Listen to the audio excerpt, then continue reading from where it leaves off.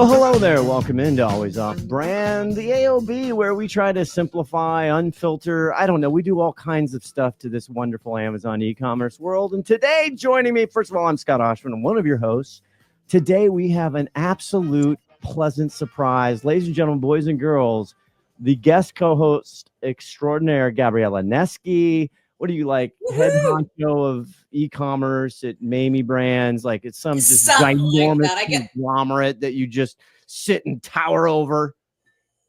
Right? I have a hat. I have a hat with a little fez thing or a fez with a little string. You know, I walk around. I'm the boss. Gabriella and I have worked together for years. We've known each other from the Amazonianville life. She's a former Amazonian, of course. And she comes to us from the great state of Florida. That's what my father always says. All my relatives in New York. Exactly. All of my relatives, right, on that side of the street, they all live in Florida.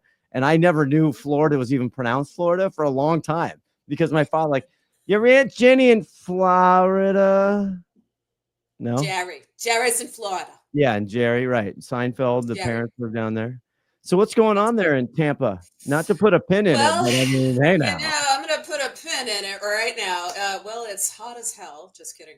Not actually. It's our sweet spot right now in terms of weather. It's a good thing. It's not too shabby down here. As you guys froze to death in the teens a few weeks ago, we enjoyed like freezing beautiful weather, which was so unheard of, and it was delightful and lovely, and we're here for it all day. Well, we're skewing very old. We don't talk weather here, even though there's snow on the ground here in Seattle. As you're a former Seattleite, I know there's snow. How many snow plows are out? And the city is on full, like it is crushed. Nothing's happening in the city when we have a dusting. There's a story to this. My best friend Kelly is from Alaska. She used to be the GC at Tableau. She lives in Seattle. And the big joke is whenever a snowstorm hits, she goes into full Alaska mode. She rushes to the grocery store and buys 100 boxes of crackers. Oh, yeah. I'm like, how many crackers did you buy this time, Kelly? Yeah, no, everybody now the egg thing happening. So there's everybody's hoarding eggs. You can't find an egg to save your life. The Costco's are out of eggs. Everybody's out of eggs. That's a national thing. We can talk eggs here. We can talk. Yeah, let's talk eggs. Let's talk eggs quickly, really quickly. So you may or may not have remembered that we have 4 urban chickens. Oh, that's right. You told me this the other day. I couldn't believe this. Where are they? Are they in a high rise? Yes, they have a high-rise chicken coop that's specially built for them with heating and water. And by the way, you and Summer are more alike, right? Do they get like Hello Fresh delivered every day? I mean, are they on fresh? Do fresh they get chicken? Are they on a sub? The hilarious part is they got out yesterday, and I don't know how they get out. I actually think they're plotting, kind of like Chicken Run the movie. They're making notes, like looking around. Figuring it out, figuring out how to get out. Anyway, they get out, they go to the neighbors, like destroy their flower bed, which I like. It's mortifying to me as a neighbor. Anyway, but my other neighbor emails or texts me. She goes, I think your chickens are out. And I'm like, I got to get them back in there and start making me $12 eggs. Like, ladies. Oh, seriously. Right now, you could your markup would be higher than selling on Amazon right now. You would have a higher markup. It's sort of like, I'll meet you by the mailbox, drop a brown bag of cash, 100%. And I'll drop 3 eggs. Seriously. I'm not even joking right now. You could have a whole new side gig. That'd be unbelievable. I know. Meanwhile, I'm out there begging. Come on, ladies, let's do it. Do you need a massage? So yeah, Haley Brucker in the news has 75 chickens, an 80-acre horse. 75? Oh, that's right. Well, I don't know. She has a bunch of chickens. I don't know. They come and they go constantly. Did you know this about chickens? I'm going to air this out to. Oh, great! Because we got to get to our guest. You're very serious. Okay, give me one more. Big title. He's very serious. I know. Hold on, Rob. We're coming. Did you know that chickens shit where they stand? No kidding. They do not have sphincters. I did not know this until. Wow, we've really gone there, haven't we? You are perfect for this show. That's the clip. That's the clip on LinkedIn right there. Haley knows. Oh, Haley does know. Oh yeah, it's the lesson I've learned from Haley, and actually we used to have sheep. Sheep also, they don't really give a shit where they shit. No pun intended. They literally will walk through anything. They're the dumbest animal, unbelievable. But Haley knows exactly because livestock, unfortunately, is dead stock. That's what I learned in my gentleman farmer. Livestock farmer. that seems like almost poetic or like. Thank you. Like Thank you very much. Boy, that's not a good transition into our guest, though. It's not. Let's go happier days. In hindsight, I regret that comment. But you know what? I say this every time, but people ask me, do you have supply chain people? Do you have like logistic experts that you call on? And I got a few. I got my boy Armin from Acadia. Yep. He's great. I got some people, but I'm telling you, this guy, okay? Let's start the music first, then I'll bring him to the stage. By the way, ladies and gentlemen, we're on YouTube. And I must say before he comes on, we are now in FeedSpot's top 100 retail podcasts. Number 3. We are up to number 3 top 100. Clapping in the green room. That's fantastic. Let's start it, ladies and gentlemen. Oh, you gotta let it simmer in. I'll bring him to the stage. I'm getting good at this. Ladies and gentlemen, boys and girls, joining the program. He's from Baltimore. No, he's not from Baltimore. He was a Amazonian for years. He worked in the warehouses all the way up into hoity-toity. He had a lot of people. He ran a lot of things, and actually part of the charmed life of growing up, as he talks about Amazon.com. Now he is the chief operating officer for Pattern, one of the largest players in the Amazon ecosystem. Put your hands together. It's Rob Hahn. Hello, hello. How's that for an intro? You didn't get that on the Warehouse podcast, did you? Honestly, definitely the best intro I've ever had on one of these. So I'm like, this is 10 out of 10. Oh, God. Welcome. All the other guys go fail. Yeah. Set a new bar. I think our guest deserves some walk-up music. That's just how I feel. I think it's great. Yeah. I want walk-up music and like many other things in life as well. Now. I agree.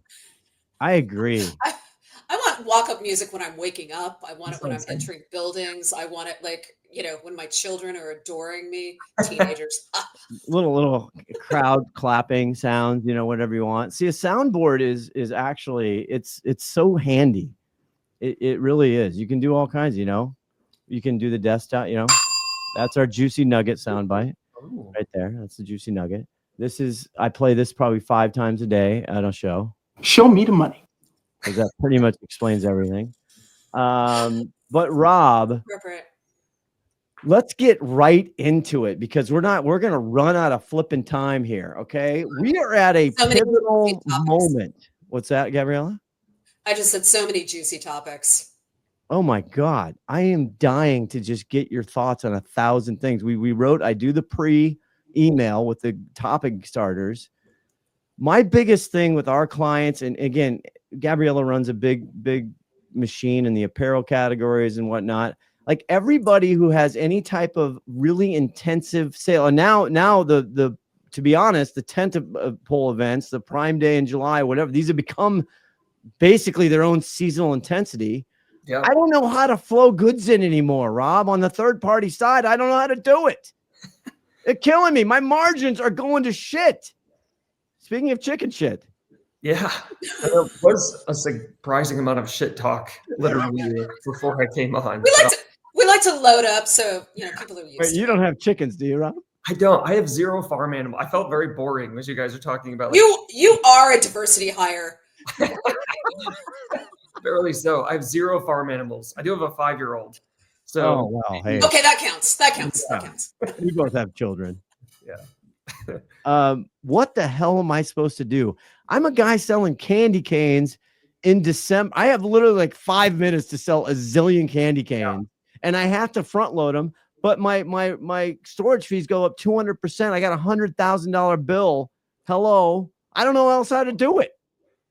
Yeah, I mean, I think this year, so Amazon has changed. In 2024, they made some fundamental changes in their entire inbound network, right? Amazon's got a couple different networks. Their biggest are the standard and oversized networks. Then they've got apparel networks. They've got hazmat, right? They've got some of these more auxiliary businesses. And Amazon made this gigantic change this last year, not only just in fees and everything else, right? Which everybody's like obsessed with the placement conversation. Like we can talk about that more if you want to, but the foundational difference is they created a 2-tier cross-dock system, right? So now instead of sending to one place, which sends to the fulfillment centers, if you can't split into a bunch of different locations and get better placement, you have to send it to somewhere which has an extra leg. And they launched a bunch of cross-docks. Like I do not know how that decision was made, but they were launching new buildings in October, which is like in the middle of inbound peak, right? Like what you're talking about, like front-loading volume it was a crazy change at a crazy time, and they still have not fully recovered like in February.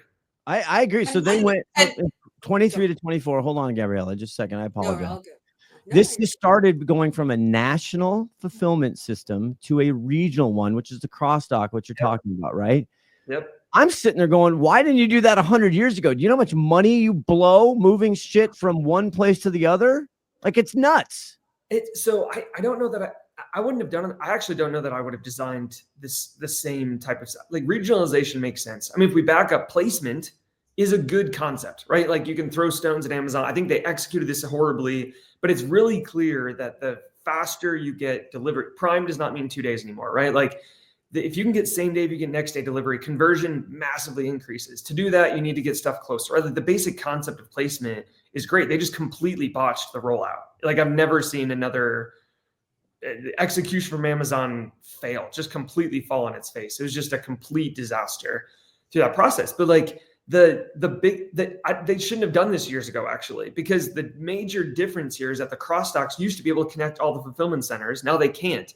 Yeah. So since you can't connect all the fulfillment centers, you can't get to the metro areas. You needed to have some type of change. I don't know that I would have done the 2-tier cross-dock. I think that there's other ways to do that thing, but the basic concept is right. I think they just completely botched the rollout. You get a bell for that. Gabriella, go ahead. I apologize. I agree with that, Bell. And here's the backside of it for some of the vendors. Like the things that we were seeing was this virtual silence about it from the vendor management side on the VC side of it, and coming to us later and saying, hey, by the way, I just want to let you know that instead, and we didn't even really know this happened, instead of shipping to 75 locations, which sounds attractive, and going to 35, well, that sounds good, but they all of a sudden are pushing all of our goods into one location, and we can't get any of our goods in. We're getting these notifications. Yep. Your inbound, your scheduled appointment or whatever has now changed 10 days later, right before holiday. Yeah. Absolute nightmare. I was talking to my God, Rob, if you're a listener, he's like literally sweating. He just like. I know. I saw that. I felt the spray. Yeah, I mean, on the YouTube, this guy is stressing out. He's schwitzing like a putting in a picnic. You know what I'm saying? This is my life, right? Like this is all what I do. So I'm like, I get to talk about it. It's so exciting. Like it's fun to talk about people. Yeah, this is the thing, right? Where you've got these foundational change, and then you've got like vendor, when people are like, oh, it doesn't affect vendors. It absolutely affects vendors, right? Like you're all pushing through the same networks. You're waiting for the same appointments. Like Amazon pretended like this wasn't going to impact those people as well. The average, I was talking to a seller in October. This is mid-October, and they were like, hey, they called us up because they wanted to see if we could help them out, which we were able to, which is great. But they were like, we had an appointment for October 16th, and it got rescheduled for January 11th. Like, this is the kind of insane time going on. It was crazy, right? Like, so it was vendors, like on the VC side, it was sellers. Like the inbound network came to a screeching halt in the most critical time of the year. And then AWD, they shut off AWD. And we're going to get to AWD. All-wheel drive is coming. Don't worry.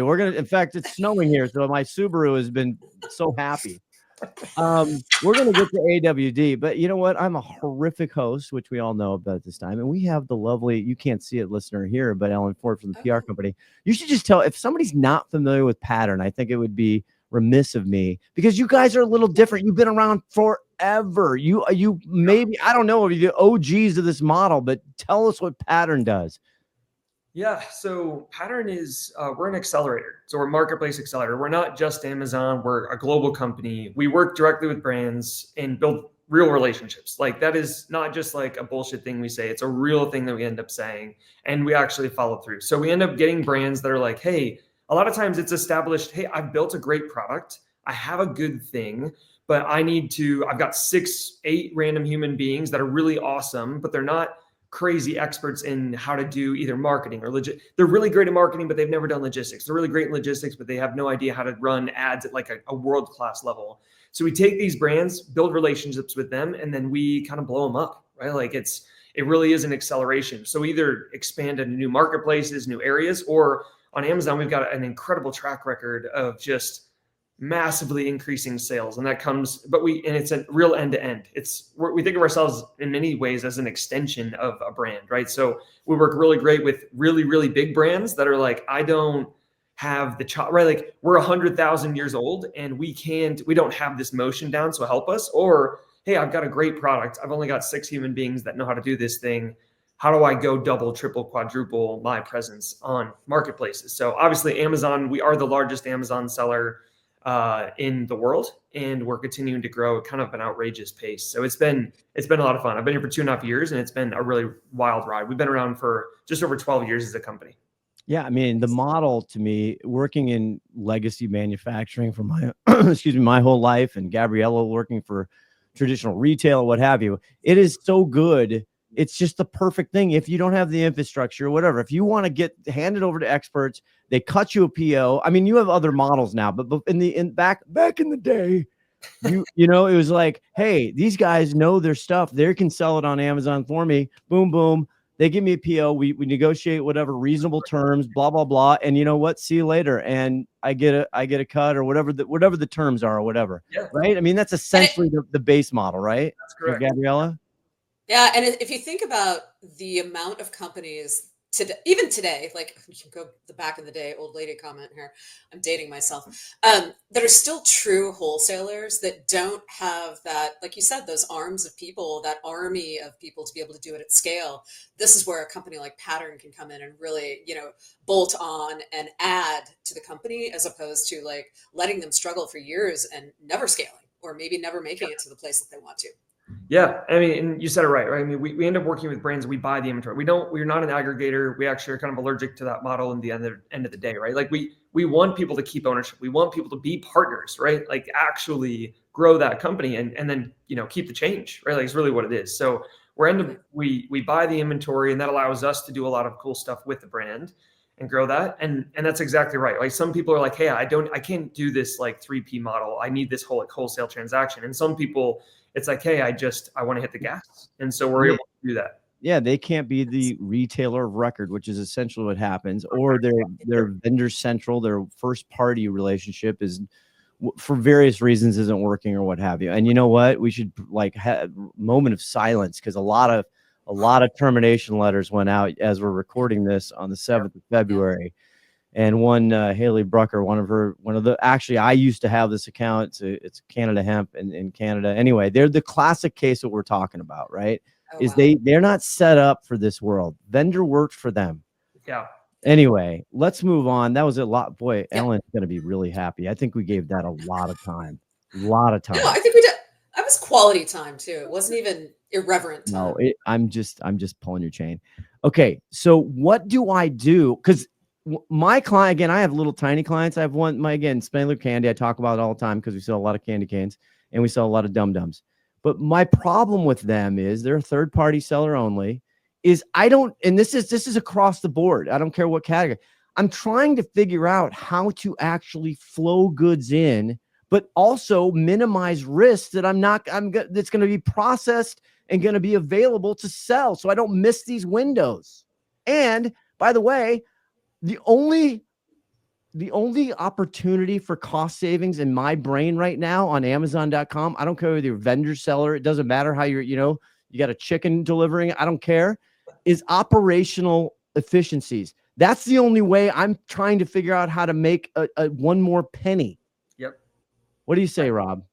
Yeah, I agree. I mean, I think it's been kind of being in the operations world, like logistics world, and I think it's been interesting to watch over the last couple of years. Amazon has increased complexity on this logistics world, and people are realizing that it's always been important, but it is dramatically important today. It is the reason that some people are going to succeed. It's where all of your margin sits for a ton of these brands.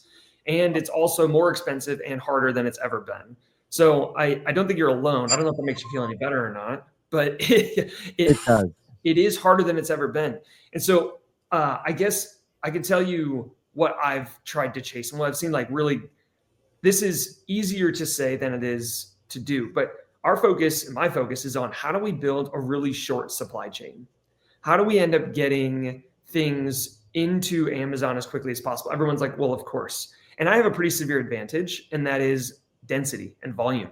Yeah. Right? So because we are big, I'm sending full truckload. I'm floor fluid loading full truckloads to Amazon, dozens of them, a week, many dozens of them a week through our. Rob, that is my love language. I just want to let you know. Yeah, FTL, container into full truckload, love language right here. God. So we're hold on. Do you need a moment, Gabriella? Do you just need a moment? I know. Just give me a little minute. Damn. Okay. So we're over 90% full truckload, right? And so we built a lot of technology, we built a lot of density, and also, I mean, we said we're doing some other models too. We actually started selling transportation space. So we've got a product called Middle Mile, where any seller in the world wants to get something into the US, they can actually run it through our network. We charge per cubic foot, but that builds density. So I actually end up saving money, but we get better speed, right? So we're super fast in. So I think that foundationally, Amazon is not going to solve this problem for you, the seller, or for me. I really do genuinely believe that we can solve this outside of the Amazon the direct Amazon ecosystem, by sellers working together to get density and therefore lower costs and therefore better time. I have a great logistics team. Like, this is one of those things where scale helps a lot. I've got an entire team of human beings that their job is to manage appointments and to make sure that we're making the most of trailers and doing all the transportation. Like, brands can't do that. You don't have the ability to have a room of people that are going chasing down appointments while new cross docks are coming on that aren't even open yet that you're getting sent to. Like, the density and the motion of that allows a really short supply chain. And if you don't have a short supply chain, you're kind of toast, right? Because what you just said is, how do I flow in goods? If forecasting is always wrong, 100% of the time, right? So it's how wrong are you and how fast can you recover from being wrong? As for us, we are able to flow in. We don't do a massive load up, right? We don't need to because because I can get something in. We averaged 4.5 days from dock to dock for all of peak, which is crazy because brands. Now you're just showing off. Yes. That's what I was. Get out of my brain. I was literally like, he's just showing off right now. You invited me here. No, even in my full truckload situation, right? So one of the biggest advantages, you make a great point, because the system does what we've proved out is, because the system is literally starts with demand. Yep. It will flow your goods in faster if it sees massive demand. That is kind of the start of the tail, right? The wags the dog, or whatever you want to say. Probably got that wrong.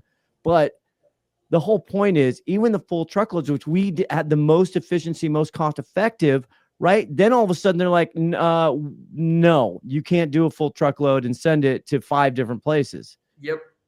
And then we said, suck it up. And we did one, and we got hit with a huge placement fee. Yep. And so we're just juggling dollars back and forth. And the biggest key that I've said is, shipping goods from your warehouse, wherever it is, to Amazon should actually cost you about 10 to 20, sometimes even 30% less just on a freight cost. And that's where you make up the money. Yes. Is that still true? I mean, that's the hard part, right? So I used to, if I'm a brand and I used to send 1 full truckload a week into Amazon to one place, now I have to send 5. A couple things happen simultaneously. First of all, LTL, as everyone knows, is what, like 4 or 6 times the cost on average of like a full truckload per unit, right? So it's massively more expensive. But Amazon did this for 1 million sellers, right? Simultaneously. They literally blew up the LTL network in the United States, right? Like, it literally died because it already has problems, because we don't have a generational driver problem, right? Yes. So then they blow it up at the same time. So you're exactly right. So, like, not only is it massively longer lead time to get it into Amazon, but then if you do pay a placement fee in that situation you just said, I'm going to pay for 1 truckload, I'm trying to focus on cost. It's not only way more expensive, but it has to go through a national cross dock, which then goes to a regional cross dock. And then it has to go to the FC. So then you're waiting on an appointment at a national crosstalk.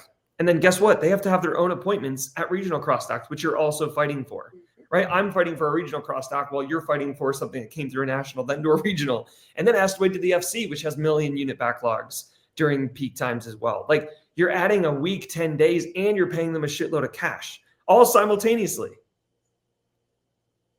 I'm sad.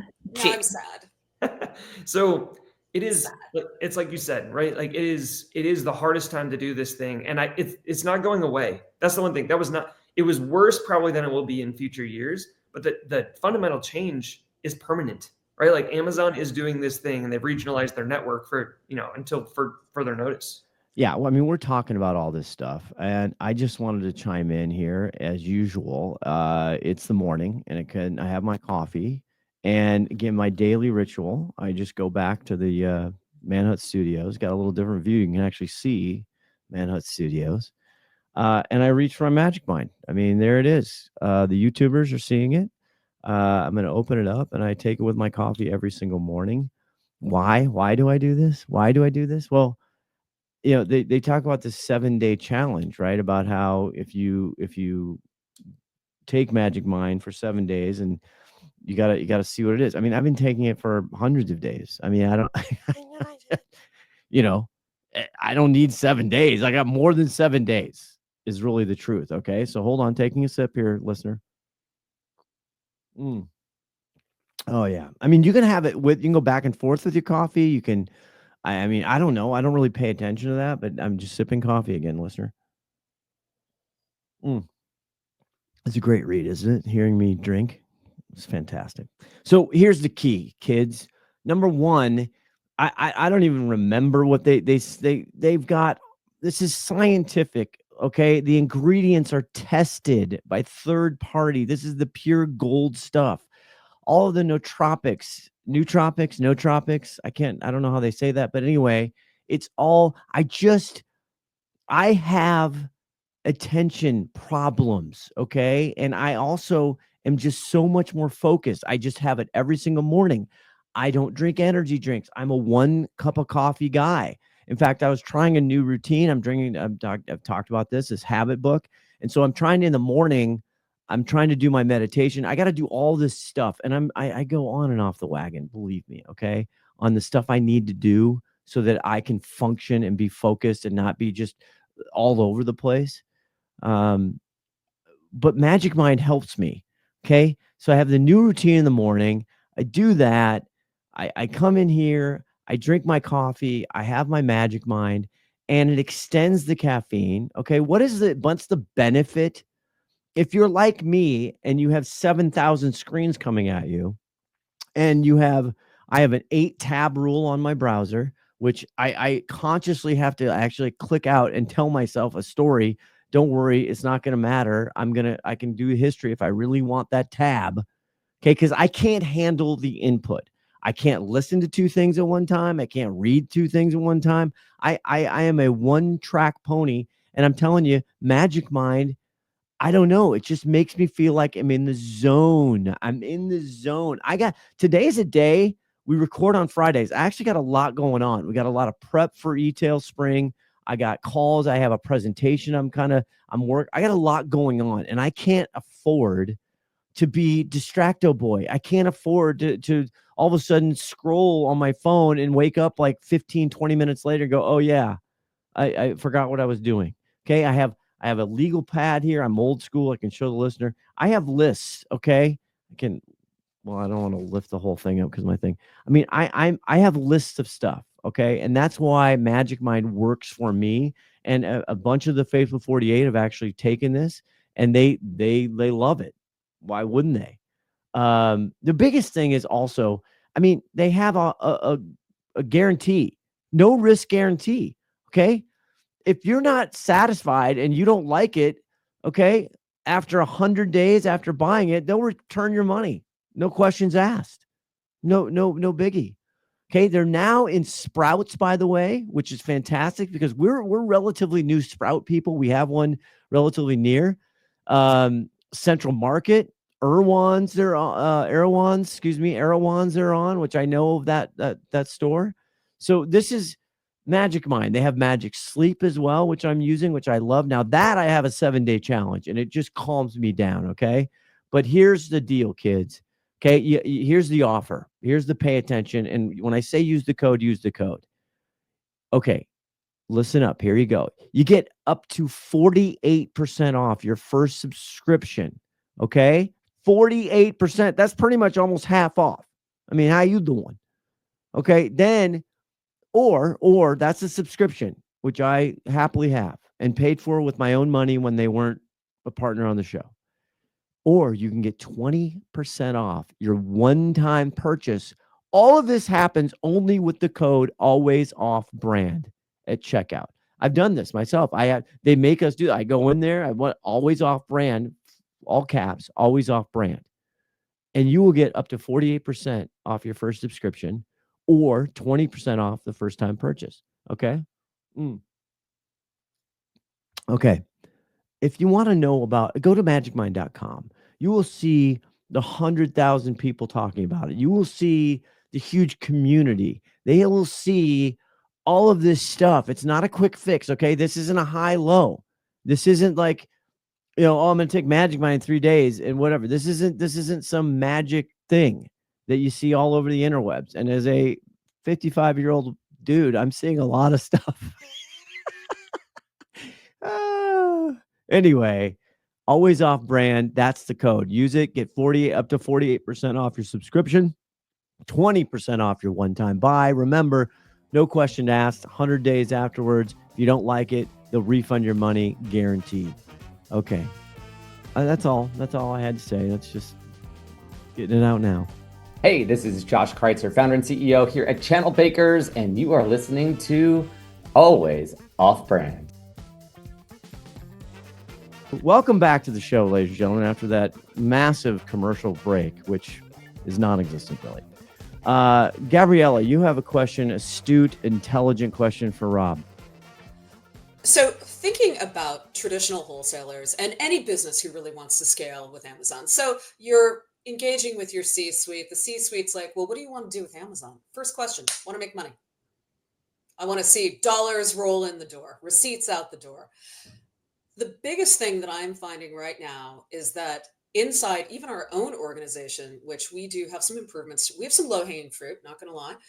In all of these spaces, for years, it's been this way. The first go-to is how do I make top line? There's not that focus on how do I shift these goods into, how do I improve my logistics and my whatever, if you have a 3PL, if you have your own warehouse, what do I do from a technology place internally to get better? Like, what am I looking at internally where I can say, oh God, I could experience a margin improvement and not have to sell it to Amazon for direct import or a bulk buy or whatever, just to get dollars inside of Amazon. And I think those are the puzzle pieces when you sit down and you look at all your numbers and you're trying to scale and you're trying to get better and you really want to engage with Amazon. That's kind of the underbelly.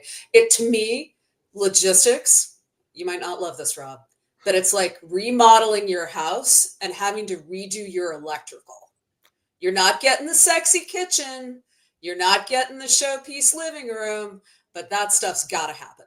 And so for me, I really, ding, ding, ding, emphasizing inside of our own org, these are the efficiencies that you can bring to the table. Now, do we all have them all right? Probably not. But that's where a company like Pattern could probably come in and maybe even throw some advice around, right?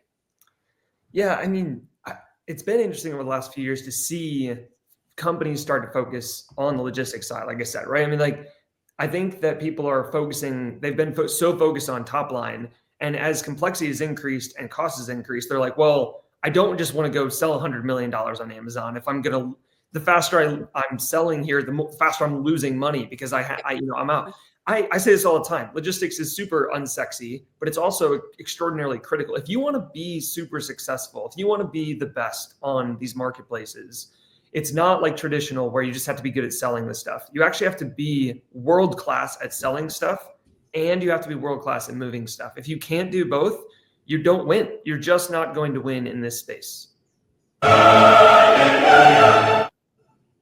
Preach. Yeah. Well said. That is absolutely your lips to God's ears. Just and not to just add this little topper, okay, it ain't going to get cheaper. No. Everything is going to cost. We are like at the peak of like everything costs a fortune. Guess what? Say hi to even higher prices, which again is we're all raising our prices again, which not to get into Scotty economics, but that's going to cause some problems because once you screw with demand, there's some sadness. So anyway, speaking of that, can we move on to AWD, Gabriella, or do you have other stuff? I would love. The one thing I was going to say is, my vendor manager is. I know, right? My vendor manager has been encouraging us to do bulk buys as a way to get receipts in. And I said, well, I love that idea, but that sounds to me like Amazon is fully prepared for what's about to come down the pipeline and offer up the ability to get receipts as they're compressing POs down, waiting for all of this to shake out in terms of tariffs and how everything's going. They'll let you do it if you want to give them a discount, but your PO stream, it's going to be tight, I think, for Q1, Q2. I think it's going to be really ugly. Calling it. Yeah, I mean, I think Amazon is trying to figure out how to navigate like the political landscape and tariff. Like, I think they're also like, well, we don't actually know what the impact is going to be. But you know this, like, you can't just like, hey, I would like a lot more stuff. Like, you've got to have the logistics capabilities. You have to have the inventory in the right place. Like, so I think it is going to be ugly. And I think it's going to be the next few months. We're all going to be like, all right, what's happening from a vendor side? And then also like even brands we're working with, all right, what do you have? What are you importing? Where is it? Is it on the water already? Like, there's going to be a lot of moving parts for a lot of brands around figuring out what stock levels are going to land at, over the next few months. I think it's going to be very tumultuous. I couldn't agree more. Okay, let's talk about this AWD thing. Okay, yeah. Because it was on sale, right? The big incentive was, and the premise, to my understanding, Rob, correct me if I'm wrong. The whole premise of this is Amazon's like this. There's a huge 3PL, a third-party logistics world, and it boomed after COVID. It boomed at COVID. They were getting unbelievable prices. Everybody, I always joke, everyone hates their agency. They hate their 3PL at some point in their life. That's just fact. But anyway. So they're like, hey, we can be a 3PL. So now they're incentivizing, and Q4 especially, they're like 80% off. Hey, it must go. Send the stuff to them. And the premise is that's the 3PL. You send it there. They don't trust the sellers to manage inventory. So we will pull, right? FBA will pull from AWD, a lot of acronyms here, and we will make life better because we will be able to serve. And as Andy likes to do, as I call him Andrew, lower the cost to serve. So what the hell? First of all, where are these AWDs? I don't understand. Is it literally a semi truck that outside the 1 million square foot FCs? That's AWD. It's some guy's garage in Palo Alto. Honestly, I wouldn't put it past them. I don't know, Rob. I'm going to jump in here. My understanding is that there's two of them. One in Jersey, one in California. That's one impossible. In California the one in California is for like half an hour away from our 3PL, and the other one in New Jersey is probably another 45. I can tell you, I shipped goods to the one in New Jersey from our warehouse in New Jersey, and that ship didn't show up for 5 months. Yeah, it's. I don't know what happened there, but for the most part, we are using it. But I'll let Rob chime in. You're the expert, Rob. You talk. AWD is one of the more bastardized things that I've seen. The concept was and is designed for imports. That is the truth of it. It's like if you're a manufacturing bunch in China, you need to fill a full container, but it's too expensive to get to Amazon and store because it's really expensive. It's a delayed allocation model. This is like one of the older models that exist in the world. And I don't think it's Sorry, that was more than a bell right there, because that's so interesting that you say that. Keep going. Yeah, so it's a delayed allocation model. It's, hey, bring it in, I'll hold on to it for you, and then I'll drip feed it into the network. And so the concept, once again, is not necessarily horrific, especially for brands that are importing goods. But if you're a domestic brand, you should, I'm going to say very, very directly, you should never use AWD if you are in the United States. It makes no sense. No, it makes no sense. Yeah, but I'm going to save money, Rob. I save placement fees. I pay storage fees. It's on sale. This is what happened. This is why sales. Don't tell my sales team. This is why sales teams are the worst. This is what happened. You ended up doing this. They're liars. I can tell you who the liar at Amazon is for mine. You ended up doing this. You ended up saying, hey, we have some capacity in AWD. They said, we want to pump up things around on both sides of that, right? We've got Amazon Global Logistics, which is like, okay, so we've got now a revenue center that we can actually do that thing. We can include it in Amazon supply chain. So AGL brings into AWD, like you said, all the acronyms, right? So, okay, and then you've got a sales team. You're like, hey, go sell AWD. And then they get the best thing that's ever happened to them. Can we say no placement fees if you use AWD?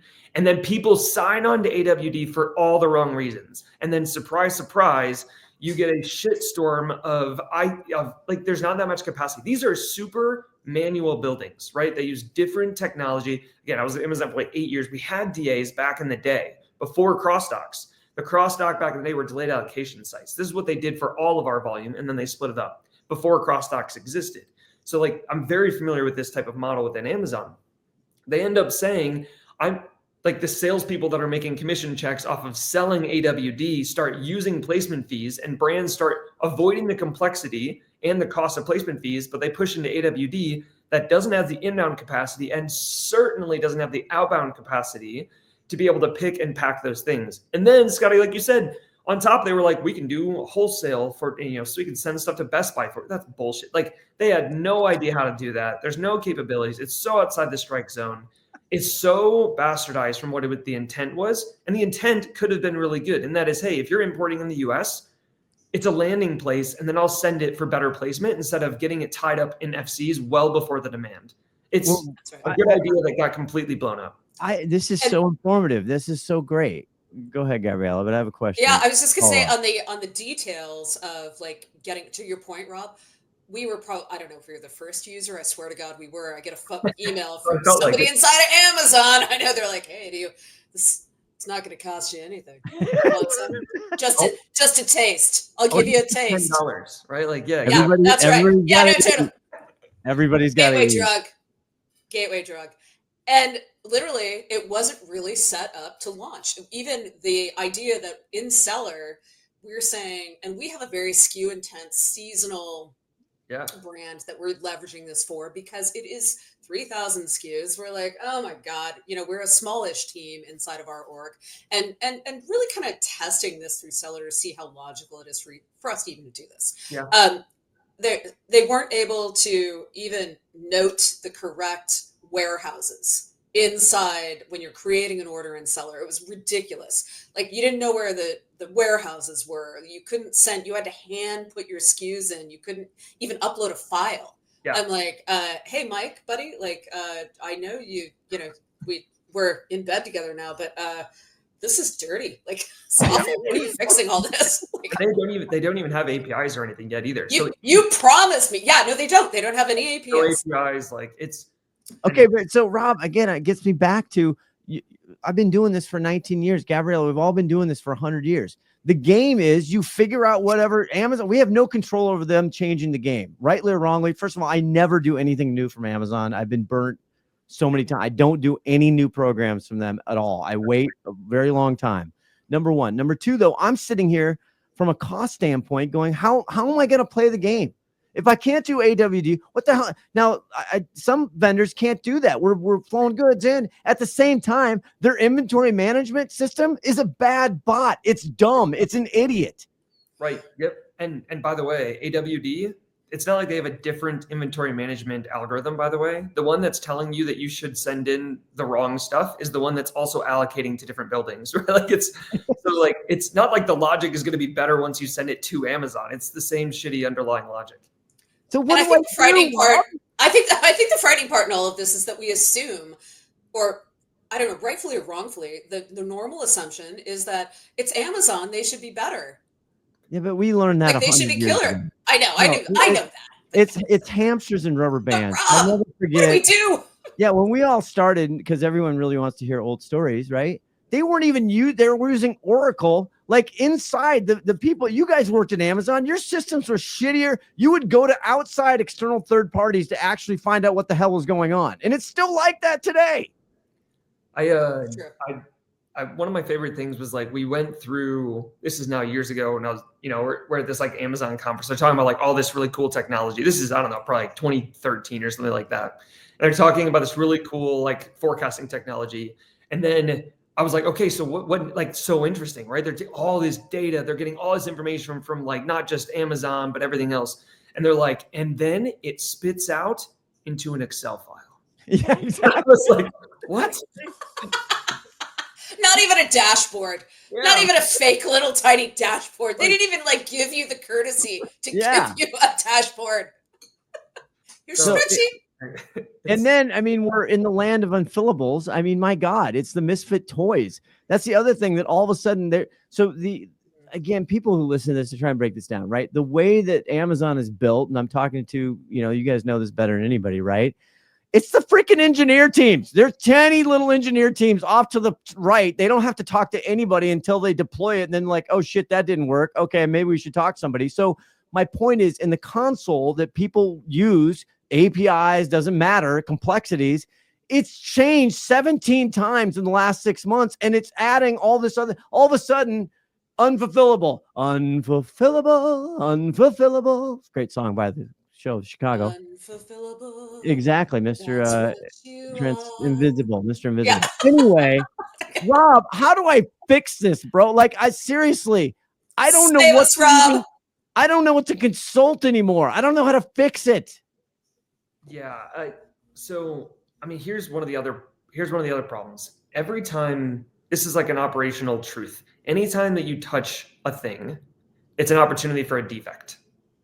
So that is number one, right? So, and now Amazon just introduced multiple more touches, right? So if you touch a thing, it's an opportunity for either a quality defect, a damage on that item, or whatever it is. So like, if you're in the school of like Rob operations, like don't touch shit. Like literally it's like, stop touching shit and you will be more efficient and you'll be less effective, period. Amazon has, because they've created a very complex environment where they're trying to do this, they touch a lot. And so they're damaging more, they're losing more, all of those things are going to happen.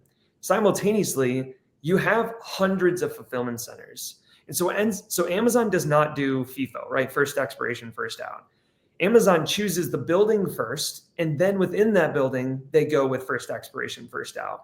But this is where a lot of brands do something wrong. And this is like, Scott, we were talking about before. Amazon has a demand algorithm that says, I think this placement for your goods need to be an X. So, but if you send in too much stuff, what ends up happening is they say, I have got enough in Jersey based on what I think you're going to sell. And I'm now going to send the excess. They don't send more to Jersey. They don't take a percentage. They say, I have the right number of units. I'm going to let overflow into El Paso, Texas. Nobody lives, there's 8 people that live in El Paso. I'm sorry if anybody's listening to El Paso. That's a lie. But you get my point. Like, you don't want your candy. We're sorry, El Paso. Don't hurt us. I don't know why I shit all over El Paso. We're huge in El Paso. How dare you, Rob? All 7 of your listeners in El Paso. Anyway, my point is, like, your stuff ends up in El Paso, Texas. But then outbound demand is disconnected from inbound demand, right? So if you're not going to send the things that are going to expire when sitting in El Paso, what ends up happening is they sit and rot, right? You keep sending in new stuff, and the new stuff goes where the demand was, which is New Jersey. And the other stuff is aging in a warehouse in El Paso because... Guys, that's correct. So you get stuck in this, if I don't send enough inventory in, I'm going to die. And if I send in too much inventory, it gets stuck in El Paso and literally rots. So then you get more unfulfilled, you get more expired goods, you get more thrown away, wasted inventory because you've now sent in too much. So I feel like I've given you almost no hope. But I was going to say, I'm like more depressed than ever. Thanks, Rob. Sorry. Yeah, I was like, is the punchline coming? So, like, I think that in inventory management is it's the name of the game. It is like where you need to invest. And it's one of the hardest things. It's not like a big switch, right? It's a million light switches. It's demand, manufacturing. It's where do you store it? How do you create a short supply chain? It's super, super complicated. And if you miss it either way on that marketplace, you are toast. It's really, I'm a fan of Amazon Global Logistics, by the way. I've had really good experiences in the past. I've done it on obviously direct import and a lot of the AVN, the negotiations that's the flavor of the year is more direct import, which is great. I'm all for that if it makes sense cost wise. But the other thing is I used to do great FBA locks, right? That was before AWD, to your point. That's what hit with me is we would do direct import basically on FBA, and it was locked. So we'd have to deal with sending it to 7 different places in our DC and all of our other 3PLs. It was great. It's huge cost savings. Yeah. And, and what you're saying, oh, go ahead, Rob. No, go ahead. I was just going to say what you're saying about direct to import being the flavor of the day. That is a massive push inside of Amazon, even before the politics changed. Just the economics of 2024 really highlighted the super lean. We're not going to carry your inventory. We're gone are the days of us just flipping POs to you from 2022 to 2024 or 23 or whatever the number was. We're not going to do that anymore. We're going super lean. Meanwhile, everyone's panicking, going, wait a minute, my receipt lines are totally declining. What's happening? And you want me to invest more in promos and spinning the flywheel and doing all those things. And it's literally this mechanics of, okay, they're going to keep doing this, going to get even leaner. And now, we don't even know what's going to happen. We thought it was lean in 2024. I think I don't even know what kind of ugly is, on the table at this point. We've been approached for DI. It is something we're absolutely looking into. There's a lot of benefits to us. We work with a 3PL. They're great, really close to them, all those good things. They're amazing. But it's expensive. It's expensive for our company to China, wherever, Bloom, boom, pick, pack. I could describe it to you. You might pass out in just like, oh my God, what is happening over there? But that I am emphasizing consistently to our internal folks, from an IT perspective, we fix these 5 things, you've already gotten better. With the 3PL, we move it to DI, we save $1 zillion. Fine. Amazon's going to come and ask us for a discount. That might be a nice offsetting opportunity to just save time, money, you name it. I'm all in for it. So hopefully it works out in our favor in terms of the negotiation, but we're looking forward to it. I mean, but it is foundation different. I mean, what Scotty said also, though, is between a 3P DI and 1P DI, the vendor central is very dramatically different because they ask for a discount. Yeah, that's true. That is very true. Because then, now for DI, you got either placement fees, or are you going to split it? Do you have enough density to actually create individual DI to multiple fulfillment centers where it's, so it is a really different motion for sellers versus vendors. Yeah. And the device things. But I actually agree with you. We use AGL. We do some direct import where it makes sense, both in Europe and we do it in the US. I think and honestly, they invested a lot in the product. The product is significantly better than it was 5-6 years ago. I thought it was good then.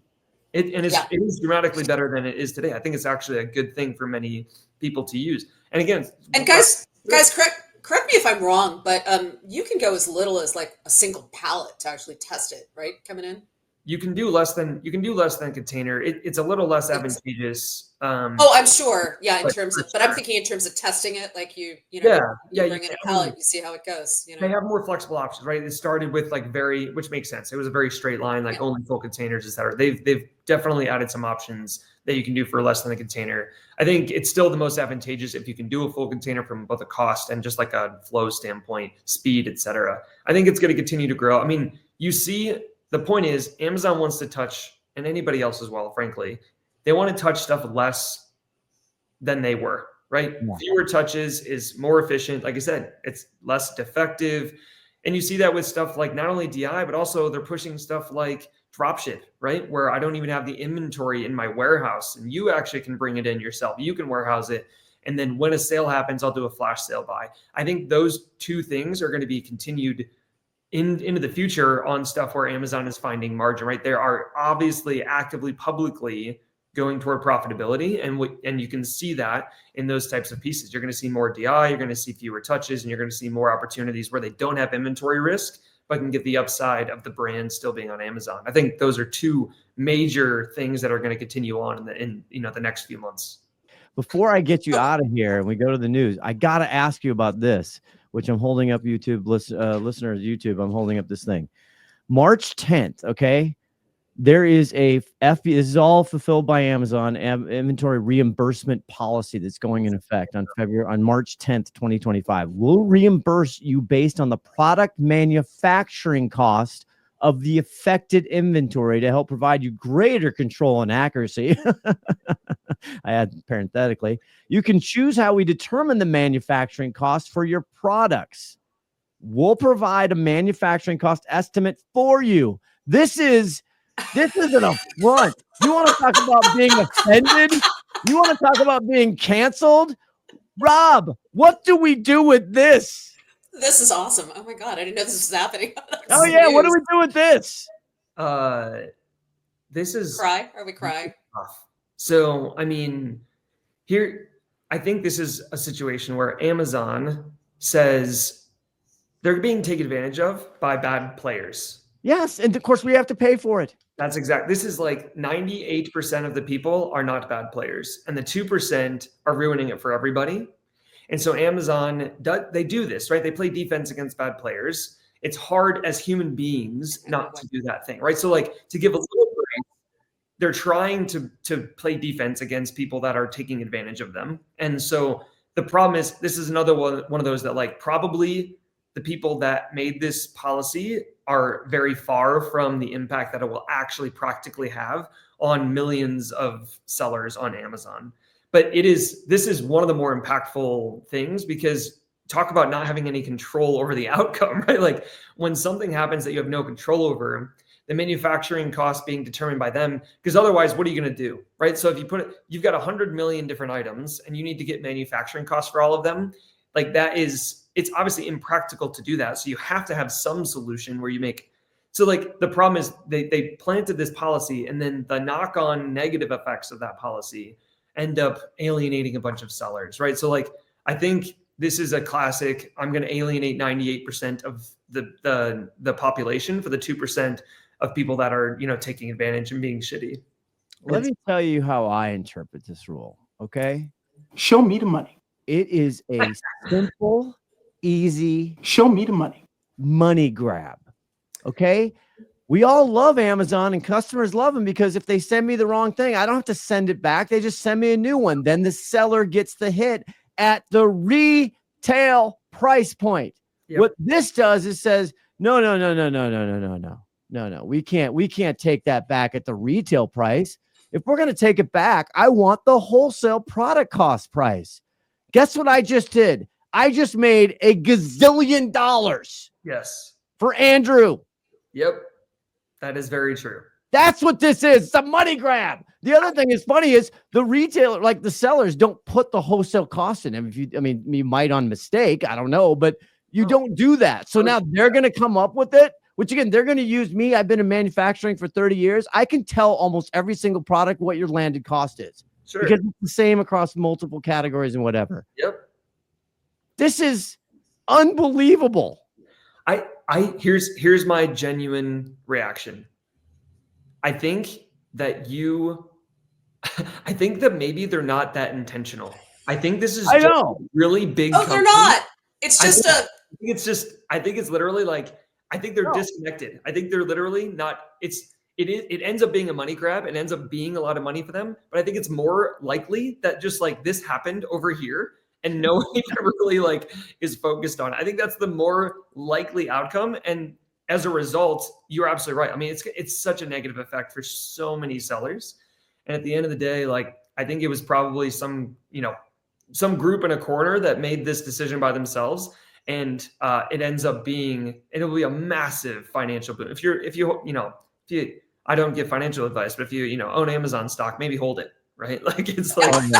I mean, again, I will stand my hand up for hypocrisy. I do have stock, and I knew operating margin was going to increase big time. So yeah, Rob, you've been fun, man. You've been, for an ops guy, for a real, like a hardcore. This was really fun. Yeah. Like, this is refreshing that the logistic nerds are fun. They're fun to talk. You thought you were going to be boring, a nerd, like.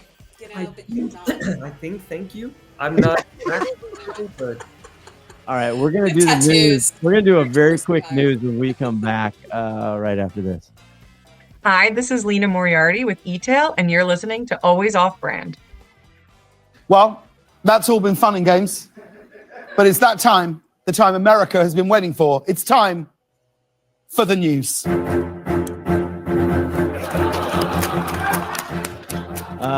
It's not Haley Brucker in the news, ladies and gentlemen. She's not here today. We have the fantastic guest co-host, Gabriella Neske. That was fun with Rob. I do have one story that caught my eye from, we'll give credit to Retail Dive, which is somewhere I go a lot. This was just published on the 5th of February. And the headline is, Gabriella, Walmart buys Pittsburgh area mall for $34 million. What? That sounds crazy. Why? Let's see what they're gonna do with it. What is that for? I'll read you a little bit more, but what does this, where does your brain go for this? Distribution and storage. And if you're on the YouTube, you can see I'm sharing the article now.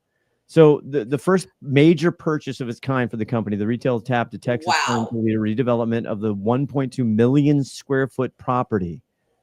We were just on with Rob Hahn about logistics. Interesting. Yep. You know it, because all those businesses are gone.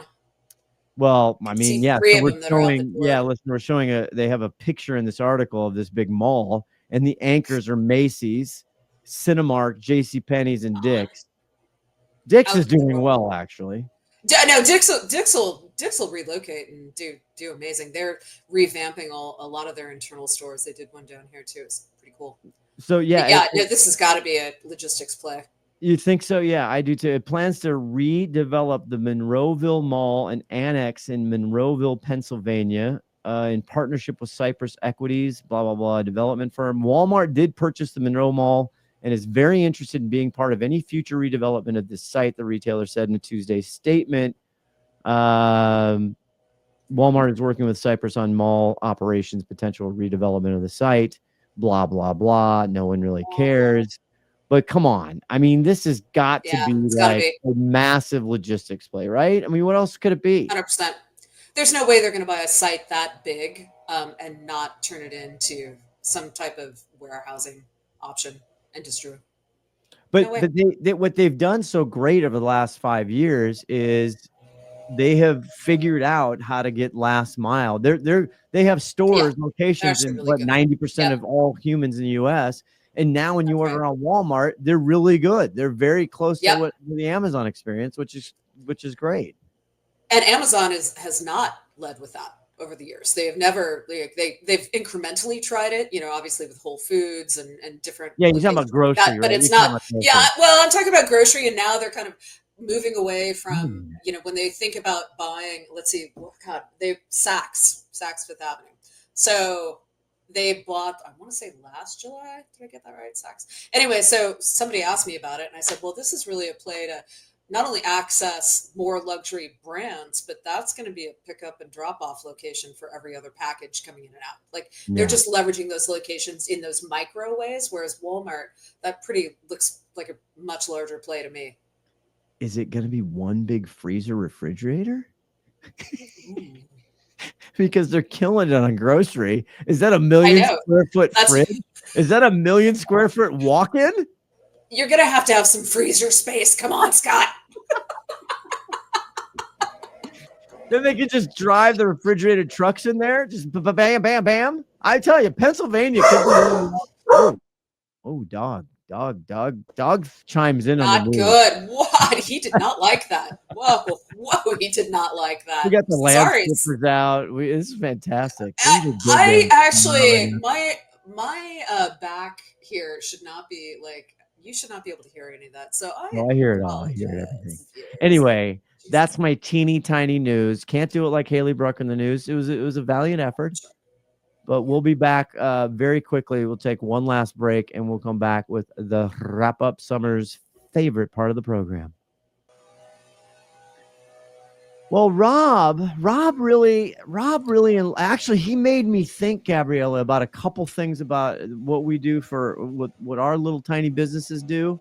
he's got me thinking a different thing. I've been telling everybody to test Amazon Warehouse and Distribution, the AWD, because to see if we can eke out any cost savings. But now I'm rethinking that based on what he said. He's like, it's trash. Don't do it. Well, I agree. And I definitely think his highlight there was if you are a domestic supplier, not worth your time.